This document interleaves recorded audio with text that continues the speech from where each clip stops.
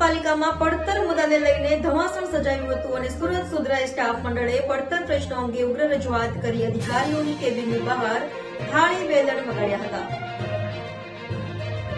સુરત મહાનગરપાલિકાના કર્મચારીઓના પડતર પ્રશ્નોની રજૂઆત કરવા માટે સુરત સુધરાઈ કામદાર સ્ટાફ યુનિયન દ્વારા મહાનગરપાલિકા કચેરીના કમ્પાઉન્ડમાં મોટી સંખ્યામાં કર્મચારીઓ ભેગા થઈ થાળી વગાડવાનો કાર્યક્રમ કરીને વિવિધ અધિકારીઓને રજૂઆતો કરી હતી.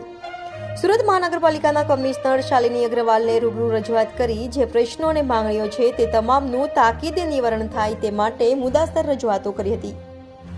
ત્યારબાદ deputy commissioner doctor Rajendra Patel, deputy commissioner RB Bhogaita, additional city ઇજનેર જતીનભાઈ દેસાઈ તથા ડેપ્યુટી કમિશનર સ્વાતિ દેસાઈને રૂબરૂ મળીને વિવિધ પ્રશ્નો અંગે ચર્ચા વિચારણા કરી હતી.